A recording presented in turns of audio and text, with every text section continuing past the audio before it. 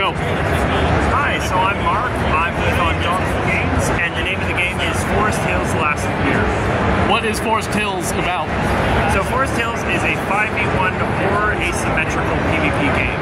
So what that means is it's 6 players total that go head-to-head, 5 of them on one team, 1 by themselves. And they have to fight these 6 different creatures that we have on the board behind you? Well, no. So one player picks 3 killers to bring into the match, which is the ones that you see on the back here. So you've got the Strangler, Giant, Spider, and Slasher. You make your killer deck of the various killers that we offer. We'll have about 7 at launch. And the 5 players that are the survivor role, the displaced as we call them, craft weapons, take on classes, medics and assaults, that sort of thing, using flamethrowers, Brock's mines, anything from a shotgun to a lead pipe to fight back against the killer.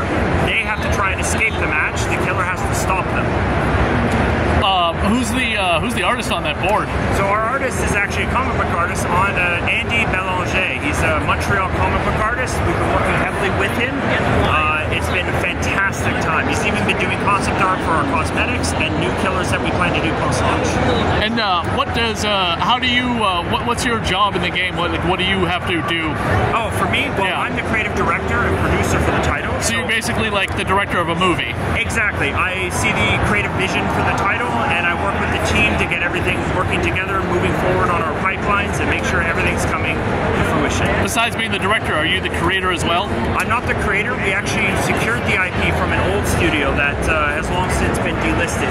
So we picked it up with our studio, and we decided to revive the game as a sequel to continue the story and legacy of last year. The other game's been here at PAX before. I've seen that, right? Am I wrong? Yes, years ago actually. The first game last year, The Nightmare, came out about 5-6 years ago, 2018, and they were also at PAX, I believe PAX West, and they had a very great success with that, but you know, life got in the way, and now that we've taken on the IP, we're bringing it back with a vengeance.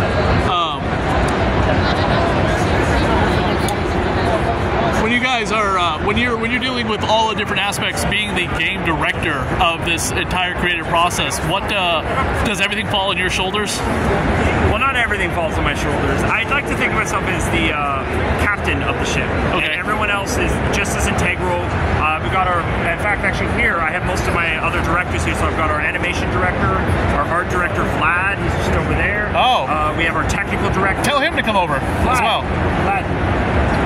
Come on over. So this is Vlad. He's our art director on Forrest Hills. He's the one who's made this gorgeous map that everyone's playing, the cemetery. Talk a little bit about being the art director and what you have to do with your job. Yeah, so I'm Vladimir. Nice to meet you. What's your name? Chris. Chris, nice to meet you, Chris. Radio of Horror. So, building the map, we wanted to deviate from what we already had before. We had like a lot of nighttime and moon-lit environment. We wanted something a bit different. We thought about sunset. It's very scary in a way because you can only imagine what happens at night. Being art director is awesome because I had to work on the map entirely with my artists, building those assets and just feeding them to me and just all coming together to build this map is just really awesome. When you're, how many people do you have under you in your art department? I have 4 people right now. I have a character artist, I have 2 props artists, and 1 environmental artist. When you're not working on video games, are you painting and drawing yourself? Oh, myself, I do, yeah. I started as when I was young, I was drawing a lot by hand. I loved characters, I loved like faces and draw faces. And then it evolved into playing video games. They all both coming together, just maybe want to study this field.